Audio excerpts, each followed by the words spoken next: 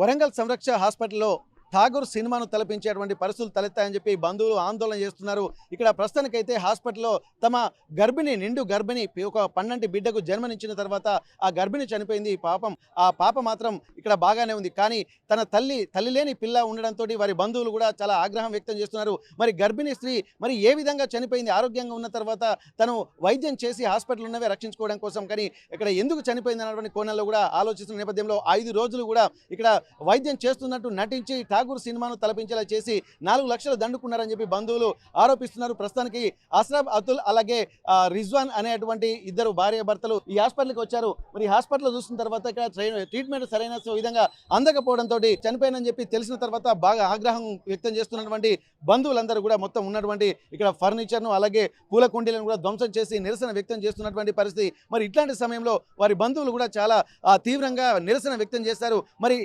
ఖచ్చితంగా వీరికి ఒక సమాధానం చెప్పేటువంటి వాళ్ళే లేరు. మరి ఆ వైద్యం వికటించి చనిపోయిందా, మరి దీనికి కారణాలు ఏందో తెలుసుకుందాం. మరి వారి బంధువులతో కూడా మాట్లాడదాం. మరి ఇప్పటి వరకు జరుగుతున్నటువంటి హాస్పిటళ్లలో ఇట్లాంటి దారుణాలు ఎన్నో జరుగుతున్నాయి. ఈ సంరక్ష హాస్పిటల్ కూడా గతంలో కూడా ఒక 3 సంఘటనలు ఇట్లాంటి జరిగినట్టుగా తెలుస్తుంది. మరి పేద ప్రజలను డబ్బులు దండుకోవడానికి హాస్పిటల్ అన్నటువంటి ఆందోళన మాత్రం వాళ్ళలో వ్యక్తం అవుతున్న నేపథ్యంలో అసలు ఏం జరిగింది వారి వివరాలు తెలుసుకున్నటువంటి ప్రయత్నాలు చేద్దాం. వైద్యం వికటించడంతో వరంగల్ సంరక్ష ఆసుపత్రిలో ఒక బాలింతరాలు మృతి చెందింది. అసలు వివరాలు కూడా తెలుసుకునేటువంటి ప్రయత్నం చేద్దాం. ఎందుకంటే ఇప్పటి వరకు ఇక్కడ వైద్యుల నిర్లక్ష్యం దీనిలో స్పష్టంగా కనబడుతుందో వారి బంధువులు కూడా తీవ్ర ఆందోళన వ్యక్తం చేస్తున్నారు. మరి ఏం జరిగిందో తెలుసుకునేటువంటి ప్రయత్నం చేద్దాం. అసలు ప్రస్తుతానికైతే ఇక్కడ ఉన్నటువంటి సందర్భం మాత్రం ఇక్కడ 16వ తారీఖు హాస్పిటల్లో చేరిన తర్వాత 17వ తారీఖు నుండి ఇప్పటి వరకు ట్రీట్మెంట్ ఇక్కడే తీసుకుంటున్నారో తెలిసింది. మరి ఏం జరిగిందో తెలియదు. పూర్తి వివరాలు తెలుసుకునేటువంటి ప్రయత్నం చేద్దాం. ఇక్కడ వారి బంధువులు ఉన్నారు.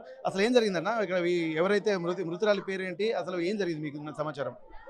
మా ఫ్రెండ్ వాళ్ళ సిస్టర్ 5 డేస్ ముందు వాళ్ళు ఇక్కడ బ్లీడింగ్ వల్ల జాయిన్ చేయడం జరిగింది. చేస్తే అక్కడ సంధ్యారాణి హాస్పిటల్ ఉంది కదా, అక్కడ జాయిన్ చేస్తే అక్కడ సరైన వైద్యం అందక అక్కడ ఏమైంది అంటే ఎమర్జెన్సీలో వాళ్ళ దగ్గర వెంటిలేటర్ లేదు. ఇప్పుడు మీరు ప్రసవం చేస్తుర్రు, డెలివరీ చేసినప్పుడు ఫిట్స్ ఉన్న పేషెంట్లు కూడా ఉంటారు, అవునా? ప్రతి హాస్పిటల్లో అది కామనే. అయితే ఆ ఫిట్స్కి సంబంధించిన ఇంజెక్షన్ అయినా లేదు, ఫిట్స్ ఇంజెక్షన్ ఇచ్చిన తర్వాత ఖచ్చితంగా మీకు వెంటిలేటర్కి పెట్టాల్సి వస్తుంది, అవునా? వెంటిలేటర్ లేదు, అక్కడ అంబులెన్స్ కూడా లేదు. హాస్పిటల్ పేరు ఏం పేరు? అది శాఖమూరి. మీరు మీ ఏం జరిగింది అసలు చెప్పి మీరు వివరాలు చెప్పండి. మండే రోజు ఈవినింగ్ అడ్మిట్ చేసినాక పేరు ఏం పేరు? అస్రాబ్ అతుల్. అడ్మిట్ చేసినాక ట్యూస్డే రోజు మార్నింగ్ సర్జరీ చేసిండు. పెద్ద సర్జరీ చేసినాక కొడుకుకి ఇచ్చేసిండు. బయటికి ఇచ్చేసినాక సర్జరీ రూమ్లో పెరాలసిస్ చేసినాక ఇక్కడికి ఎమర్జెన్సీలో అంబులెన్స్ కూడా దొరకలే. ఇది మొత్తం బ్రైన్ మొత్తం సివిఆర్ చేసిండు. బ్రైన్ మొత్తం అదైపోయింది. ఇక్కడ తీసుకొచ్చిన అప్పటి నుంచి అడ్మిట్ చేసినామంటే ఇప్పటివరకు ఇక్కడనే ఉన్నాం వెంటిలేషన్లో. అప్పటి నుండి అన్కాన్షియస్ లోనే ఉందా? మరి అదే పొజిషన్. అక్కడ నుంచి ఫస్ట్ మేము ఇక్కడ వద్దన్నాము. మేము ఏమన్నాం మేడంకి, మేడం మేము గవర్నమెంట్ హాస్పిటల్ తీసుకెళ్తాము, గవర్నమెంట్ హాస్పిటల్లో ఏదైనా కానీ న్యాయం జరుగుతుంది అంటే ఆమె ఒప్పుకోలేదు. గవర్నమెంట్ హాస్పిటల్ వద్దు, అక్కడ ట్రీట్మెంట్ సరిగ్గా చెయ్యరు, మీరు హాస్పిటల్ తీసుకెళ్ళండి అని చెప్పింది. ఎందుకు చెప్పింది? ఆమె తప్పు చేసింది కాబట్టి ఆ విషయం చెప్పింది. అనస్టేసియా 2 సార్లు ఇచ్చేసింది. కాట్లాడలకి అరెస్ట్ అయింది. సిఆర్పి చేసింది, సిపిఆర్ చేసింది. సిపిఆర్ చేయంగానే 5 నిమిషాల్లో వెంటిలేటర్ పెట్టాలి. బ్రెయిన్కి ఆక్సిజన్ అందొద్దు, ఆగిపోతుంది, ఉండాలి. ఆమె హాస్పిటల్లో వెంటిలేటర్ లేదు, అది బ్రెయిన్ ఏమో డెడ్ అయిపోయింది.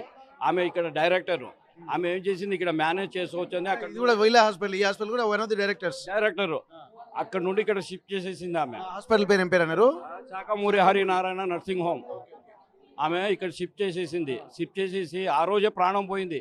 ఇవాళ 5వ రోజు ప్రాణం ఉందని వెంటిలేటర్ మీద పెట్టి మాకు ఎన్నిసార్లు డౌట్ వచ్చినా తీసుకుని వెళ్ళి వెంటిలేటర్ మీద కొట్టుకుంటూ, అది మనకంతా తెలిసిందే. 5 రోజుల నుండి వీళ్ళంతా ఆడారు. ఒక రకంగా పెడితే శవాన్ని పెట్టి వైద్యం చేశారు. మేము వెళ్ళి బాడీ ఐస్ లాగా అయిపోయింది, కూళ్ళు ఐస్ లాగా ఉందంటే కూడా ఇలా పట్టి చూపిస్తే ఇది పల్స్ కొట్టకపోయినా డాక్టర్ ఏమో శ్రీధర్ రెడ్డి ఇక్కడ కాదు ఇక్కడ పట్టు అని చూపించేవాడు. అయినా ఈసీజీలో చూస్తే తెలుస్తుంది కదా. ఈసీజీ అంతా తెలిసిపోయింది. అంతే, మాకు ఇక ఈసీజీ తీయలేదు.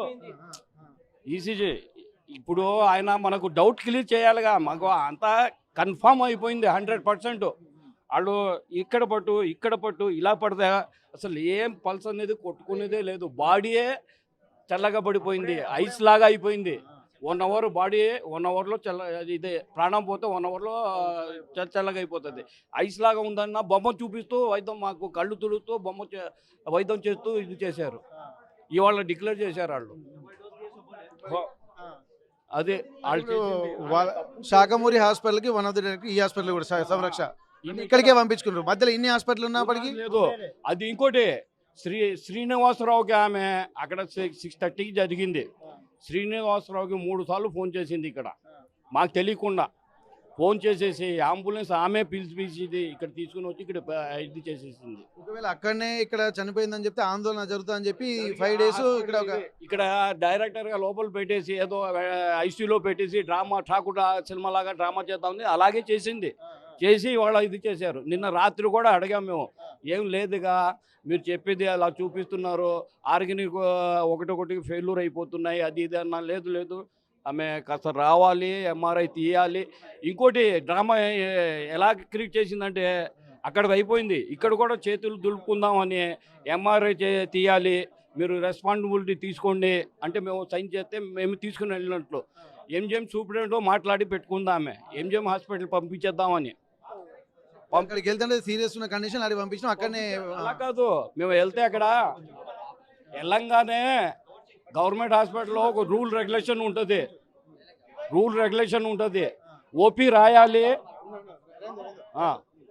రాయాలి, డాక్టర్ వచ్చి చెక్ చేయాలి, ఈమెకి ఎంఆర్ఐ అవసరం అని ఆయన డాక్టర్ రాస్తేనే ఎంఆర్ఐ తీస్తారు గవర్నమెంట్ హాస్పిటల్లో. ఈమె మాకు పంపించేసింది.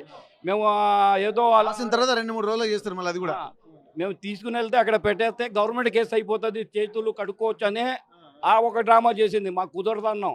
ఇప్పుడు గవర్నమెంట్ అయిపోద్ది అని చెప్పంటే వాళ్ళు కూడా వీళ్ళతో అఫిలియేట్ అయినట్టు అనుకోవచ్చా? సూపరింటెండెంట్ మాట్లాడానని చెప్పింది ఆమె చెప్పింది.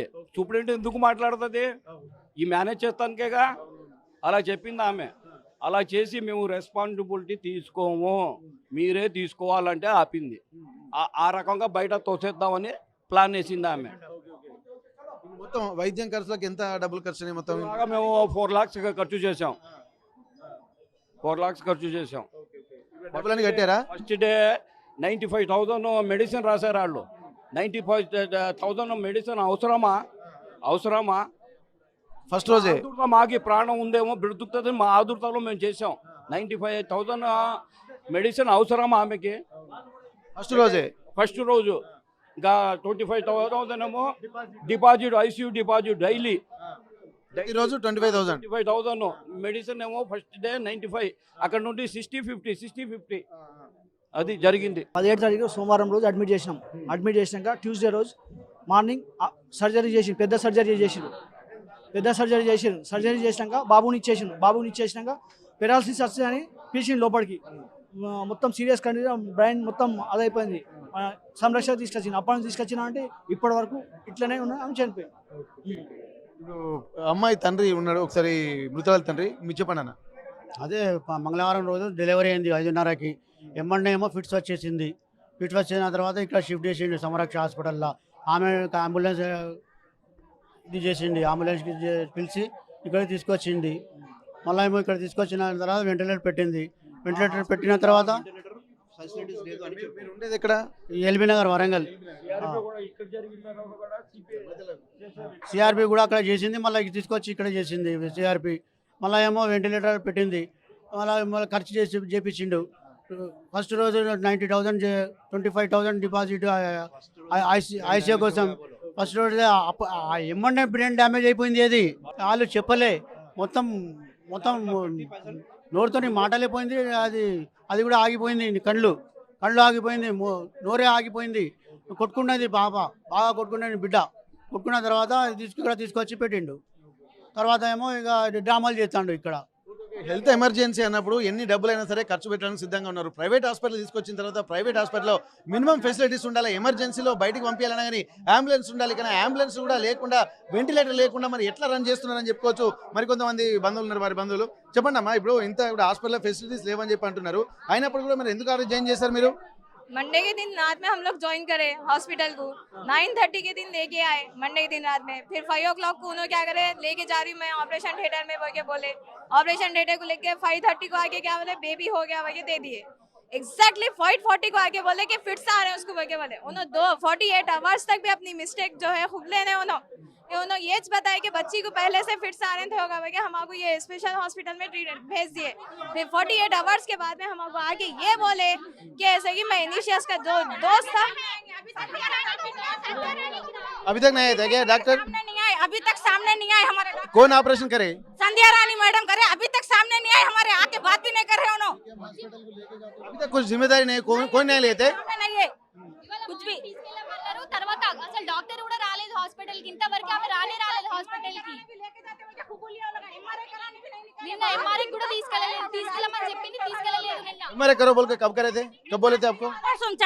2 दिन के नीचे बोले तो फिर वो लगा हमको लेके जाओ, हम लोग उनको बोले हम लोग अब तक हम 4 लाख खर्चा करे, अब नहीं खर्चा करते पैसे। इधर तो शिफ्ट करे थे ना, इसमें नहीं है क्या हमारे? एमआरआई नहीं है, बाहर लेके जाओ बोल के हम लोग को बोल रहे थे। वो लगा हम लोग बाहर है, आप लोगों की जिम्मेदारी आप लोगों को कराना बोल के बोले। हॉस्पिटल का ऐसा भी सील होना हो ताकि कल के दिन किसी के साथ ऐसा नहीं होना दोबारा फिर कभी। उसमें कितने की केसेस भी हो गए ऑलरेडी। बच्चे को देखने तक नहीं दिया, उसको किसकी गलती है आगे? उसमें ना कोई चीज नहीं है, किसी चीज का फैसिलिटीज नहीं है, ना स्टाफ सही है। इवन उन्होंने ऐसे कि गॉन पहन के तक नहीं आए उन्होंने ऑपरेशन थिएटर में, जैसा नाइट ड्रेस में थे वैसी जाके उन्होंने उसका सर्जरी करके गए। ऐसी से थे क्या रूल्स कंडीशन हर हॉस्पिटल की रहते, फैसिलिटी रहते, हर हॉस्पिटल की यूनिफॉर्म रहता, यूनिफॉर्म तक नहीं पहन के आए उन्होंने। हॉस्पिटल में फैसिलिटी नहीं है बोल के बोले तो आप क्या बोल रहे हो?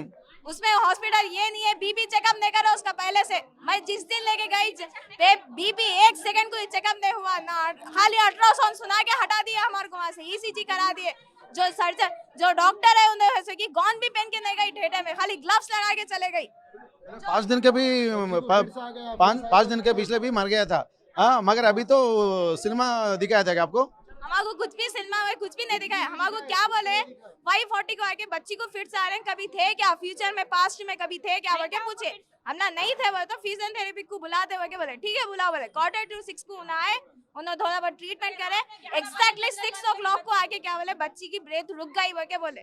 जब सीपी कर रहे थे तो 6:05 को आके क्या बोले ब्रीथ ओके है मैम बोल के बोले।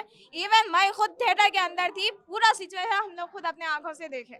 आप लोगों को कोई किसको भी नहीं भेजा था अंदर को देखने के लिए? पहले डायरेक्ट आके इन्फॉर्मेशन करे कि बच्ची ब्रीथ रोक दी अम्मा बोल के 6 o'clock को आके बोले। उनकी डिलीवरी कब हुई? 5:30 को हो गई। हाफ एन आवर में उन्होंने इवन कोई अरेंजमेंट नहीं करे, ना हॉस्पिटल के कुछ फैसिलिटी है, ना फार्मेसी में कोई चीज है।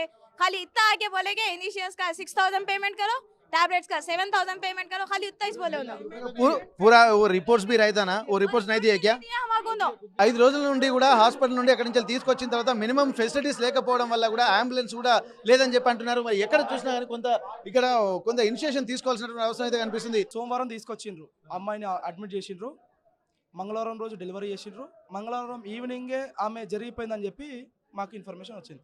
కానీ వీళ్ళు ఏం చేసిండ్రంటే ఆమెను ఒక వెంటిలేషన్ మీద పెట్టి ఆమె బతికే ఉన్నదని చెప్పి వీళ్ళ దగ్గర ఫీజులు మెడికల్ బిల్లు అన్నీ కట్టించుకొని తర్వాత ఈ రోజు మార్నింగ్ డిక్లేర్ చేసిండ్రు, ఏమని జరిగిపోయిందని చెప్పి డిక్లేర్ చేసిండ్రు. ఈ సంరక్ష హాస్పిటల్లో ఇది మొదటిసారి కాదు, మీరు ప్రీవియస్గా చూసుకున్నట్లయితే ఇది ఒక 2-3 సార్లు అనుకుంటా నేను నాకు తెలిసి. సంరక్ష హాస్పిటల్ అనేది ఇది మొదటిసారి కాదు, 2-3 సార్లు అయింది. కాబట్టి దీని మీద ఎవరైతే ఉన్నారో డిఎంహెచ్ఓలు కానీ ఇంకెవరైనా ఉన్నారో వెంటనే చర్యలు తీసుకొని హాస్పిటల్ సీజ్ చేయాల్సిందని కోరుకుంటాను. ఎందుకంటే ఆయన ఒక ఆటో డ్రైవర్, ఆయన రోజంతా కష్టపడితే ఆయనకు ఒక 1000 రూపాయలు కూడా రావు. అలాంటి ఆటో డ్రైవర్ 2,50,000 రూపాయల ఫీజు కట్టి కూడా ఆమెను వాళ్ళ భార్య సేఫ్గా ఉండాలని చెప్పి ఈడ జాయిన్ చేయడం జరిగింది. ఎంత నెగ్లెసీ అంటే ఒక ఆయన భాస్కర్ అని ఉన్నాడు, ఆయన వైస్ చైర్మన్ అంట. మరి ఆయన ఏమంటాడంటే నా బస్ కింద పడి చచ్చిపోతుంది, మరి మేము బాధ్యులమా, ఈడ కూడా అట్లా చచ్చిపోయింది అనుకోండి అని మాట్లాడుతూ ఉన్నారు. నెగ్లెన్సీగా మాట్లాడుతూ ఉన్నారు, రూడ్గా మాట్లాడుతూ ఉన్నారు పేషెంట్లతోని. ఇక్కడ సదుపాయాలు ఏమీ లేవు, డాక్టర్ ఫీజులు తీసుకుంటున్నారు. డాక్టర్ ఇప్పటివరకు కూడా ముందుకు రావట్లేదు, సంధ్యారాణి డాక్టర్ ఇప్పటివరకు కూడా ముందుకు రావట్లేదు. మరి ఎందుకు రావట్లేదు? ఆమె తప్పు చేసింది కాబట్టి రావట్లేదు. వచ్చి మరి ఏదో ఒకటి సార్ట్అవుట్ చేసుకుందామని లేదు, ఆమె దీన్ని పొడిగించుకోవాలనుకుంటుంది. కానీ వెంటనే యాక్షన్ తీసుకోవాలి డిఎంహెచ్ఓ గారు, దీని మీద యాక్షన్ తీసుకొని హాస్పిటల్ సీజ్ చేయాల్సిందని కోరుకుంటాను. పేద ప్రజలు ఇంతకుముందు కూడా ఆటో డ్రైవర్ భార్యనే, ఇప్పుడు కూడా ఆటో డ్రైవర్ భార్యనే. వాళ్ళ నాన్న చెప్పుల షాప్లో పనిచేస్తారండి, వాళ్ళ భర్త ఈయన ఆటో డ్రైవర్. నెలకు రోజుకు ఒక 1000 రూపాయలు కూడా సంపాదించాడు. ఈయన 2,50,000 రూపాయల జీతం, 2,50,000 కట్టిండు. వాళ్ళ నాన్న ఈయన డయాలసిస్ పేషెంట్. పొద్దున్న నుంచి లంచ్ లేదు, ఏది లేదు, టిఫిన్ కూడా చేయలేని. అంటే ఏంది అసలు ఈమె సంధ్యారాణి ఏమనుకుంటుంది? పేద ప్రజలకి ఎంతమంది చంపుతుంది? ఈమె చాప్టర్ ఇక్కడతో క్లోజ్ కావాలి, హాస్పిటల్ సీజ్ కావాలని మేము అందరం కోరుతా ఉన్నాము. ఖచ్చితంగా ఈ హాస్పిటల్ సీజ్ అయ్యే వరకు మేము పోరాడుతూనే ఉంటాము. ఈ హాస్పిటల్ మాత్రం వదిలిపెట్టాం. మీరు ఆమె గురించి పాతవి కూడా ఉన్నాయి కొన్ని, మీరు ప్రీవియస్లో పోయి చూసుకోవచ్చు, మీరు ఎంక్వైరీ చేసుకోవచ్చు, చాలా ఉన్నాయి. దయచేసి మీరు ఈ హాస్పిటల్ని సీజ్ చేపిస్తారా, లేకపోతే మీరు దీని మీద కఠిన చర్య తీసుకుంటారా? మీ మీడియా ద్వారా మేము రిక్వెస్ట్ చేస్తున్నాం. మేము ఆర్టీవీ మీడియాను కానీ అన్ని ఛానల్స్లో ఒకటే కోరుతా ఉన్నాం, దయచేసి ఇది మీ మీ మీడియాలో ఎట్లా రాస్తారో తెలియదు కానీ వెంటనే హాస్పిటల్ సీజ్ కావాలి. ఎందుకంటే చాలా మంది ప్రాణాలు పోతాయండి. పాపం ఊర్లోకి తెలియకుండా ఎక్కడెక్కడ నుంచో ఊర్లలో వచ్చి చుట్టుపక్కల ఊర్లలో అందరూ ఇక్కడ జాయిన్ అవుతారు. వాళ్ళకి ఏంది, వాళ్ళ బిడ్డ సేఫ్ ఉండాలి, మనమరాలు సేఫ్ ఉండాలని వాళ్ళు ఆలోచిస్తారు. కానీ ఇక్కడ జరిగేది ఏంటంటే పైసలు తీసుకోవాలి, ప్రాణాలు తీయాలి. ఆమె ఒక రౌడీ షీటర్ లెక్క ప్రవర్తిస్తుంది మొత్తం. ఆమె ఒక డాక్టర్ లెక్క కాదు, ఒక రౌడీ షీటర్ లెక్క, ప్రాణాలు తీసే ఒక వ్యక్తి లెక్క ప్రవర్తిస్తుంది. వెంటనే ఆమె మీద యాక్షన్ తీసుకోవాలి, పోలీసు వాళ్ళు కూడా వెంటనే అరెస్ట్ చేయాలి, ఆమెను కస్టడీలో తీసుకోవాలని కోరుతాను. చెప్పండి. ఇప్పుడు ఒక్క డాక్టర్ చేసిన పనికి ఫస్ట్ పోలీస్ స్టేషన్లోకి వాళ్ళకి సుళ్ళు చేయాలి, ఎంత ఇబ్బంది ఆ పబ్లిక్కి మనం చేయాలని మా గుండెతో కాదు. అది కూడా ఇబ్బంది, ఇది కూడా ఇబ్బంది. ఇలాంటి పని చేస్తే ఈమె ఉండకూడదు. ఇది బీహార్, యూపీ, గుజరాత్ కాదు, తెలంగాణ శాంతి రాష్ట్రం ఇది. ఆ ప్రకారం ఆమె అప్పుడే వస్తే ఇంతసేపు ఎందుకు లొల్లివుతుంది? మీరు కూడా వచ్చిండ్రు, మీకు కూడా ధన్యవాదాలు. వాళ్ళకి ఇంత మళ్ళీ నెక్స్ట్ ఇట్లా కాకుండా వాళ్ళు మంచిగా పని చేసుకోవాలి. నెక్స్ట్ ఏంటంటే రాంగ్ అది ఉండదు. ఇప్పటికే చాలా మంది పేద ప్రజలు కూడా వస్తూ ఉంటారు. ఇక్కడ ఆర్థికంగా చితికిపోయినటువంటి వాళ్ళు కూడా పైసా కూడా పెట్టుకొని ఆరోగ్యమే కాపాడుకోవాలని చెప్పి అంటున్నారు.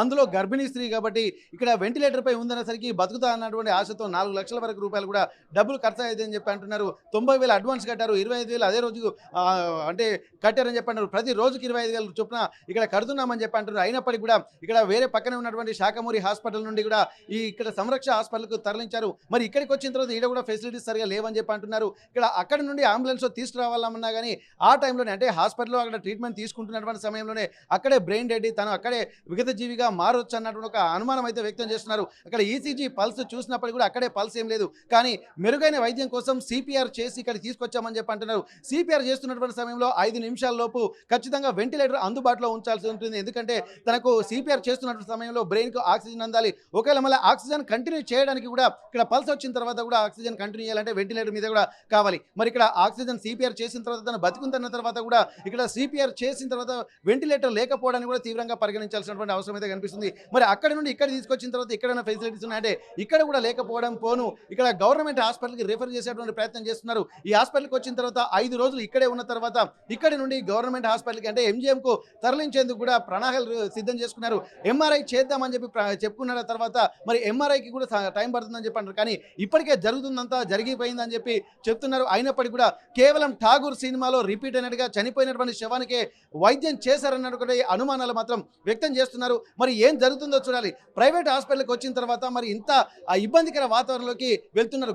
గవర్నమెంట్ హాస్పిటల్కి పోతేనేమో అక్కడ ఫెసిలిటీస్ సరిగా ఉన్నాయి. ఇక ఎలాగైనా బతికించుకోవాలని చెప్పి ప్రైవేట్ హాస్పిటల్కి వస్తే ప్రైవేట్ హాస్పిటల్ తీరు మాత్రం ఇట్లా ఉంది. మరి ఏదేమైనా సరే మరి పేద ప్రజలు ఇట్లా ప్రాణాలు బలిపెట్టుకొని మరి ఎవరి కోసము అంటే చనిపోయినటువంటి శవానికి కూడా వైద్యం చేసి డబ్బులు దండుకుంటున్నాడు. ఇంతకు మించినటువంటి దరిద్రమైనటువంటి వ్యవస్థ ఇంకెక్కడైనా ఉంటుందన్నట్టు కూడా ప్రశ్నలు కూడా కనుక్కోవాలి. ఇక్కడ తల్లిదండ్రులు అంటే వారి బంధువులు కూడా ఆటో నడుపుకుంటారు. ఒక తండ్రి డయాలసిస్ పేషెంట్ మరి రోజుకు 500 రూపాయలే కష్టం గగనంగా ఉన్నటువంటి వాళ్ళు లక్షలు ఎలా తెస్తారని చెప్పి అంటున్నారు. మరి ఇట్లాంటప్పుడు వైద్యం కూడా ఖరీదైతున్నటువంటి నేపథ్యంలో వైద్యులకు వైద్యం కొద్దిగా ప్రజలకు అందుబాటులో తీసుకురావాల్సినటువంటి అవసరం అయితే కనిపిస్తుంది. ఎంతసేపు ప్రయత్నించినా కానీ ప్రభుత్వ హాస్పిటల్కి పోతేనేమో అక్కడ పనిచేయదు వైద్యము, ప్రైవేట్ హాస్పిటల్కి వస్తేనేమో ఇట్లాంటి దోపిడీ నెలకొన్నటువంటి పరిస్థితి. మరి ఏదేమైనప్పటికీ కూడా మరి దీనిపై కూడా ఇట్లా ఖచ్చితంగా ఇక్కడ నిందితులు ఎవరైనా సరే పోలీసులు కానీ అధికారులు కానీ విచారణ చేసి నిందితులపై కఠిన శిక్ష చేసుకొని మరోసారి ఇటువంటి ప్రజలపై పేద ప్రజలపై కూడా ఇట్లాంటి ఇబ్బందికర వాతావరణం జరగకుండా ఉండాలంటే నిందితుల్ని కఠినంగా శిక్షించాలనే ఒక డిమాండ్ మాత్రం ఇక్కడ వాళ్ళు కుటుంబ సభ్యులు వ్యక్తం చేస్తున్నటువంటి పరిస్థితి. వరంగల్ సంరక్ష హాస్పిటల్ నుండి కెమెరా పర్సన్ వంశీతో వెంకటరత్నం,